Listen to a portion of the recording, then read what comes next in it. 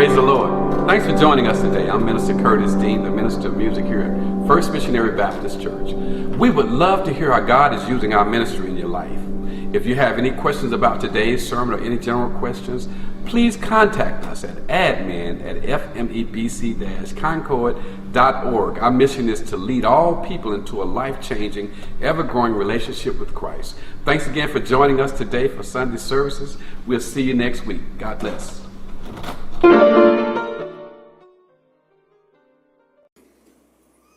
Of financial freedom is living a life based on God's economic principles and trusting God, all right, listen to this, to provide for you all of your life. Did y'all hear that? Trusting God to provide for you all of your life. Let me just give you a news flash.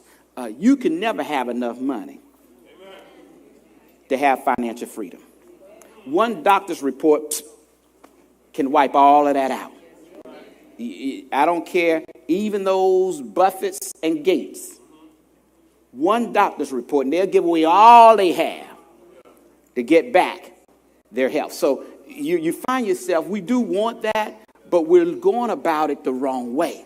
And so, as I say, over these next several weeks, if you want financial freedom, the only way to have it is to live your life according to God's economic principles. All right? Then trust God to provide for you all of your life. Now, I don't know, it doesn't get any better than that. To know that there is a God that can provide all of your needs according to his riches and glory, which means that if you get sick, he can be your doctor. You get in trouble, he can be your lawyer. If you just need somebody to talk to, he can be there for you to talk to. He can take care of all your needs. Now, look at this here. This book, the Book of Proverbs. Let me just tell you a little bit about it. It was written by a man by the name of Solomon.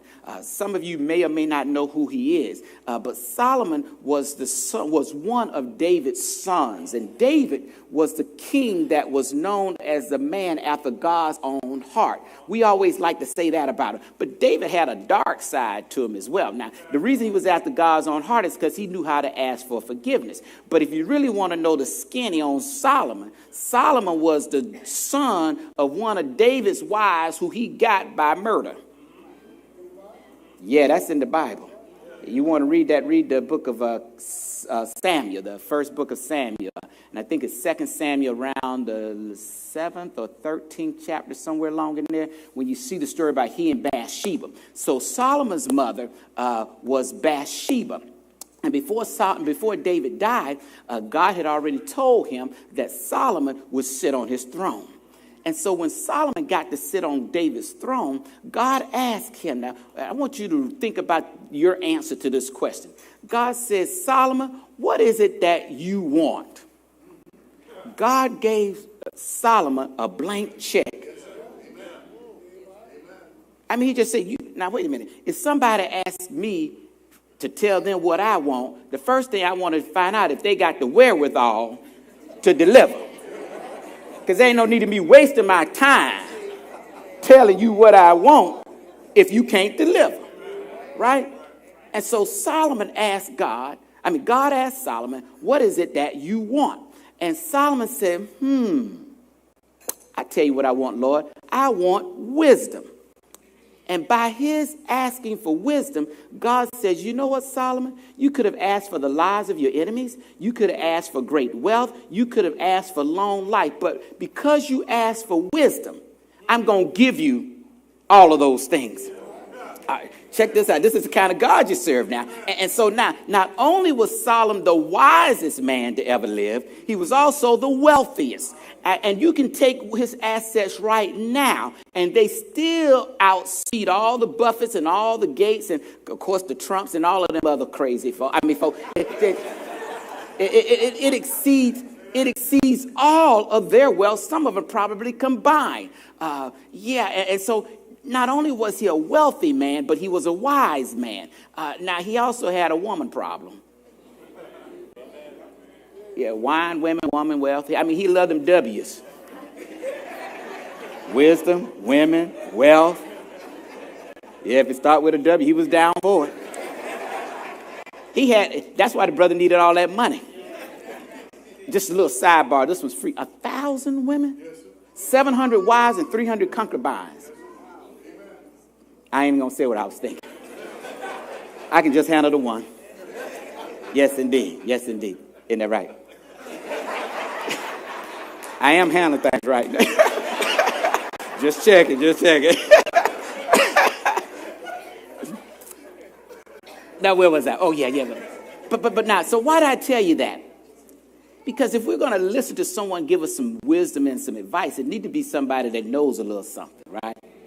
Now, the Bible now, just to give you a little background, the book of Proverbs, there were about 3,000 that he wrote, but the book of Proverbs only attributes a couple of hundred of those to him because it's only about 100 of them totally. Now, a proverb is not a biblical absolute, which means that it doesn't mean that's going to happen 100% of the time. But what it is a divinely inspired principle that you can use for everyday practical living. A divinely inspired principle that you can use for practical everyday living. In other words, it's a book that teaches you how to live. And everything that you need to know about life can be found in there. Young lady, read it. Young man, read it.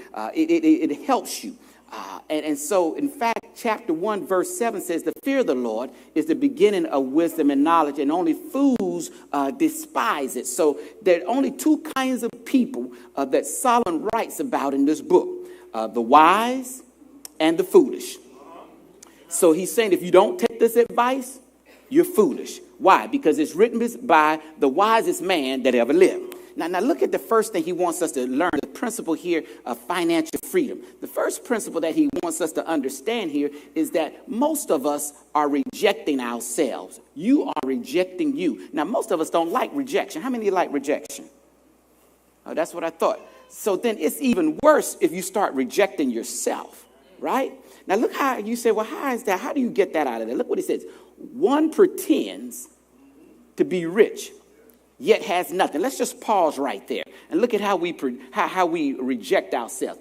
Most of us, he says one pretends to be rich. How do you pretend to be rich? Well, when your clothes that you buy, all right, you bought them on credit. Yeah, when the car that you buy or you're leasing is highly leased and highly financed. Your house is well decorated and well mortgaged. Yeah, which means that when you add up all that you have, all right, and subtract it from all that you owe, it says you have nothing. Now, some of y'all say, that ain't true, that ain't true. Let the slide roll, please. This is just in America, so maybe we are not in America, but let's just say that we are. And I know this doesn't pertain to you all in here. So what I'm teaching you today is for your friends. That way you can feel comfortable in taking notes. But look at how some of your friends are living. Consumer debt in America, this was, I think it's 2010 or 2011, was $2.4 trillion of consumer debt. That's about, $7,600 per American debt. That's how much debt. Now, check this out. Nearly $800 billion of it is in credit cards. Credit card debt, $800 billion. Watch this one now. $51 billion is spent at McDonald's and Wendy's and fast food places. When you're buying your food on credit, but $51 billion. Now, I know that's not y'all. Y'all got some friends. Y'all need to tell them about that. And you know they're making it hard for you to even give cash at fast food places. You know, they got the machine sitting out here and the cashier way back there. And if you're going to pay cash, you got to do like this. And folks look at you strange when you pull out cash, like you holding up the line. Don't they? They just say, swipe right here, swipe. You know, it's almost you feel embarrassed if you can't swipe. We swipe, but it's called a debit card. It looks just like a credit card. All right? Check this out. Now, let me go. 1, 2, 3, 4, 5, 6, 7, 8, 9, 10. Out of you 10, one of you has at least 10 credit cards or more. 1 in 10 people. Check this out. The average consumer has 4 credit cards with about $6,600 worth of debt on it. 1 in 5 households has over 20,000, 1 in 50, households has over $50,000. $20,000, forgive me, in credit card debt. About 5% of you are more than 60 days late. That jacks up your credit score. Can I say jack up in here? Yeah, that jacks up your credit score. Yeah. And last but not least, this is where the writer was talking about. 90% of all Americans' net worth is a minus $2,000. So that means we're good in here. That's everybody else out there. So we need to take what we got to teach them out there about being financially free. I've been there. I've done that. I've been on both sides of the ledger. All right? Now, why do we go through that exercise of trying to be rich yet have nothing? Why do we do it? Some of us do it because it makes us feel good. When you charge, you go to the store, it empowers you. You get a high. It's like an addiction. That's why they send you those coupons. And you got to go. There was one on the table that says 20% off at DSW. I got to hide that one. Until November 7th. That's wisdom. Yes, indeed. You see that coupon? I have no idea where it got to. It was right here. And it's in the fruit bowl. But they sent them. They sent them on your birthdays. And you feel you got to go. Yeah, y'all, I can't wait to my birthday. And they just flood you with them. And you just shop and shop. So some of us do it because it makes us feel good. Others do it because we want to impress people. We spend money we don't have to buy things we don't need to impress people we don't even like. We just want those folks to just think we got it going on. And then here's a sad one, but a lot of us do it because everybody else is doing it, so it looks right. Right? Ooh, be careful there. Devil trying to take me out. You ain't going to get me. So we do those things because when it looks like everybody's doing it, after a while, it begins to just look normal. Right? It just looks normal to go out and charge your car, charge your house, charge your clothes, charge everything. It just looks normal. And as long as you're making the payments, you're feeling good about it. You know, you're making all the payments on it. But he says you are pretending to be rich. So who you're hurting? That's rejecting yourself. You have an inferiority complex of living at what you're being entrusted with. Say ouch. Yeah. And so that's one of the things. We don't have a proper perspective. Now look at this other side of this, how we reject ourselves. This is the one that sort of blew me away. Another pretends to be rich. No, another pretends to be poor, yet has great wealth. This is like the Richardsons and the Wombles.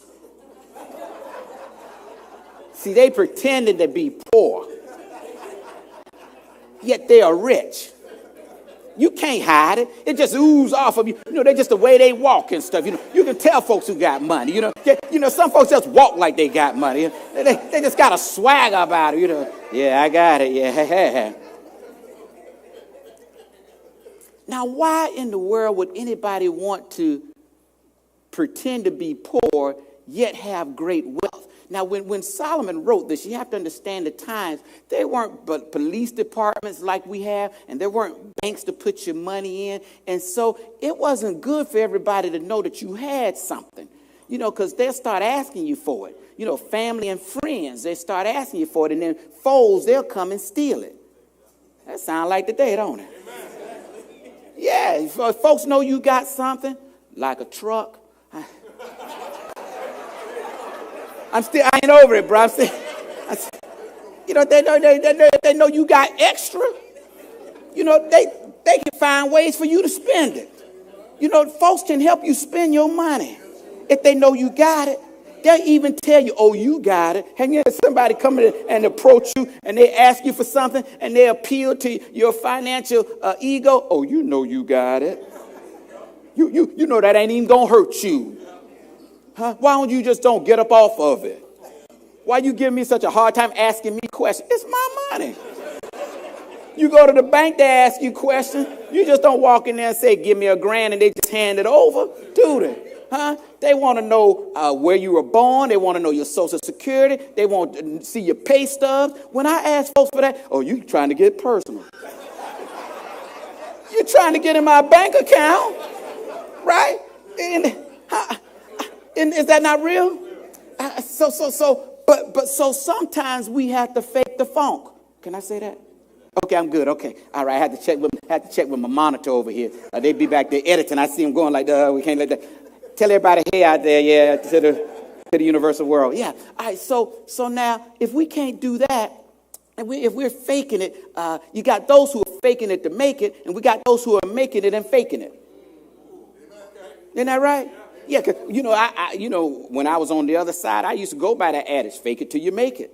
You know, that means go out and borrow everything, look like you were having it, right? And yeah, so some of y'all still go to that kind of philosophy. And so what does that do to us? You see, now, if you're making it, but you're faking it, you're really being dishonest to people and disobedient to God. And both are wrong. And we're going to talk about that a little bit more. But check this out. How do we get a proper perspective of ourselves? Because this is one of the principles. If you want financial freedom, you got to have a proper perspective of yourself. You got to stop rejecting you. And one of the ways to do that, go to Romans the 12th chapter, verse number 3. Romans the 12th chapter, verse number 3.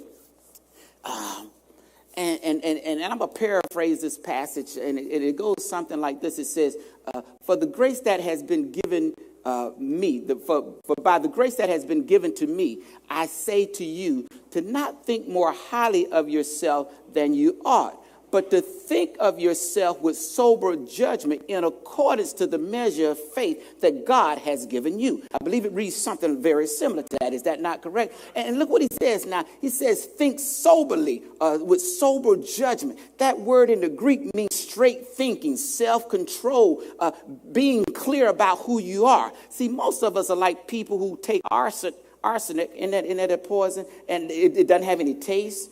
And you don't even feel anything. You don't even think you're sick till you croak. Right? Yeah. And so some of us, this is how we view our financial picture. We don't really think we're sick. We really don't think we have a financial problem. And that's why we don't sought help. And that's a whole other story, and I'll talk about that a little bit more as well. So the first thing he's telling us here is that you got to have a proper perspective. Now, what is a proper perspective? Well, one thing that a proper perspective requires you is to think on things above, not on the things on the earth, meaning that we have to have a proper eternal value versus our earthly value. Most of us value things we can see more than things we can't see. That's why a lot of you don't have insurance on certain things, because you can't see it working for you till something happen. Yeah, I got life insurance. It's called Jesus Christ. Some of you better get it too. Yeah. I mean, I might have some earthly policies. Those aren't really life insurance. Those are death insurance. Try to get it while you're living. I asked a guy, he said, now you need some life insurance. Okay, tell me how this works. He says, well, see, when you die, you're going to get. Isn't that what they tell you? When you die, you're going to get $500,000. I said, can I get that $500 before I die? All right. So are y'all with me there? So you got to have that proper perspective. And then if you have material success, because if you look, Solomon had material success. There's nothing wrong with it. God doesn't knock us as believers as having material success. We learned that on Wednesday night. In fact, if we're God's children and we're in a right relationship with God, who do you think God wants to give his stuff to? He wants to give it to us. So it's nothing wrong with having material success. It's only a problem when we start having a material ego, where our material success sort of negates our relationship with God. Okay? The other way to get a proper perspective, and we've been encouraging this, y'all have seen the screen that says get set free, getting some counseling. You go to the doctor if you got cancer, right? Or do you throw yourself up on the kitchen table and cut it out? You go to the doctor. So if you're physically sick, you go get help. Why don't you go when you're financially sick? I don't want nobody to know my business. We know your business. You broke.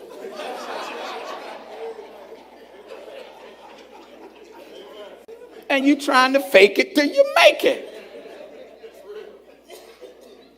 We got some folks who know how to, we've all been through some stuff. If we got some stuff, we've been through some stuff. We just didn't get here. No, we got the stripes on our back to prove it. What we're trying to do is help you be spared of some of the anguish and agony that we went through. Don't get me excited.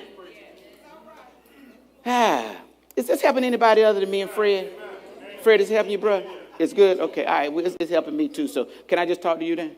Because the rest of these folks ain't even listening, man.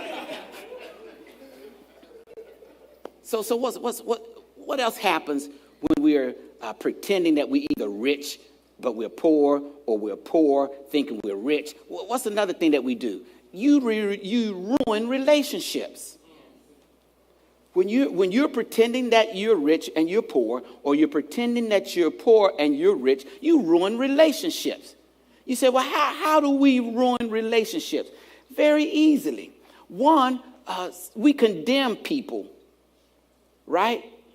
For some of the same stuff we already doing. Child, you in too much debt. You need to get rid of some of them credit cards. You got too many. You got 30. You need to cut that down to 20.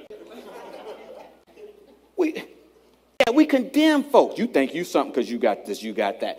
And we're doing some of the same thing. Then we give bad counsel, just like I just said. We tell them stuff that they need to do, and it's wrong. Don't go to somebody jacked up asking them for counseling. Yeah, they only going to give you bad counsel. And you're going to end up in bad shape, or worse shape than you already are. This is real now. See, this is what I'm saying. If you want to live a life that counts, then you got to start doing some things a little differently. What's our theme? Going what? Counterclockwise. You can't keep going in the same direction that you're going. I'm trying to help you. Yeah, I know now I can't help you pick out your sports teams. I know that. If you had a choice of being financially free or pulling for the Cowboys, I'd rather you, I don't know. Both of those are serious cases. Both of them are terminal. But I'm just going to work on your finances today. Come see me later about them bad picks you've been picking. I know Panther fans, we're in a bad way right now, but this 1 year versus 20. But look now, look. You give bad counsel. Why? Because you're thinking from a bad point of view. And so you can't help somebody, even though you think you're helping them. You can't help them because you don't know what you're talking about. All right? The other thing you do is you confuse people. You see, they think you rich, they come to you and you poor. And they come to you for counsel, so you confuse them. And they think you're poor, so they don't come to you. But you're rich. So you don't get a chance to help them. So we're confusing people. And so it ruins relationships. It messes up their lives. Even in our marriages. We confuse our spouses. Oh, we can do that, we can do that. No, you can't. Well, so-and-so did it. Yeah, but you don't know. They confused too. They're over there talking about, well, you did it, so they doing it. And they're over there, you're doing it, they're doing it. What we call that, keeping up with the? No, that's the Wombles. Yeah, we ain't got no Joneses. Go ahead. Yeah. Or the Steels. Yeah. There you go. There. Yeah. Is this helping anybody? You see, financial freedom is living by God's economic principles. You see, when you start living, if you don't live by God's economic principle, guess what? You're doing the last thing, which is bad. You're renouncing God.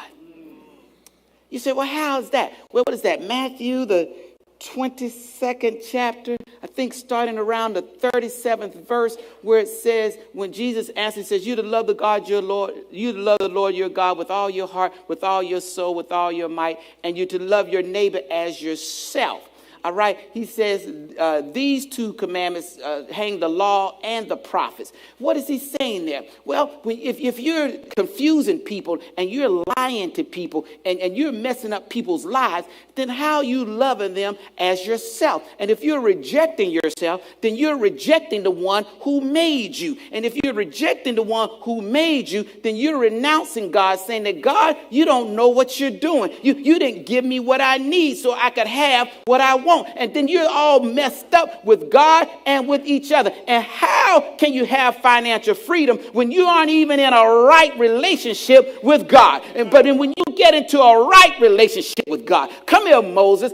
Moses, who lived in the lap of luxury in Egypt for 40 years. Moses had everything at his disposal. He had the best education. He had the newest Lexus chariot. He had a 2-horse chariot.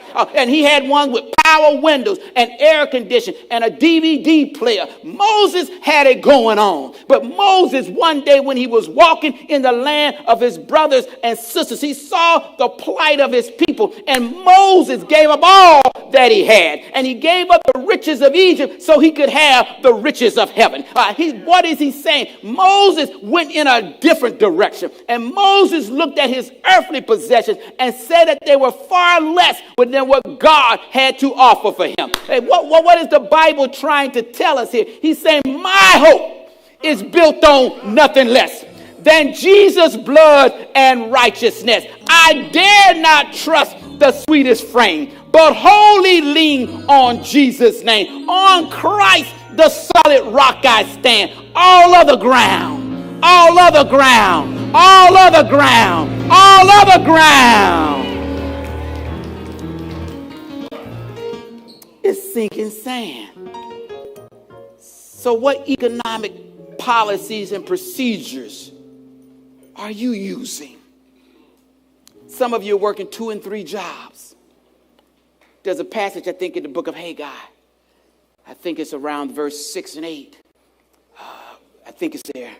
But it talks about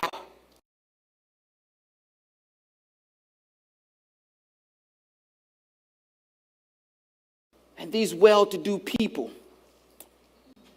he says it was like putting money in a bag, in a purse, with a hole in it. Do you ever feel like that? That the more you work, the less you have. And you keep putting it in, and you keep making more overtime, and you keep getting some money. And it just seems like something just comes and just keeps pulling it away. Water pipe bursts, windshield crack, children need more shoes, family members calling you. And it just seems like you just have less and less, and you're working harder and harder, thinking if I can just get to the next place. What are some key things here? One of the key points is the wise should look beneath the surface. You need to look at yourself in the mirror and ask yourself, do I know this person? And then the next thing, when you're looking at other people, things ain't always what they seem. They're not. So I want to encourage you to have a proper perspective of yourself, because it's more about who you are than what you are. I want to encourage you today, if you stand on your feet, There may be someone here today.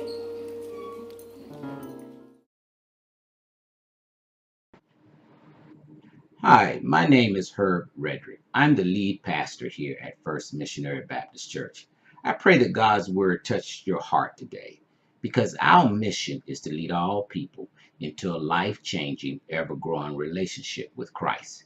If you have a question about the ministries or the message, please contact us at admin@fmbc-concord.org. Look forward to seeing you soon. Thanks. Bye-bye.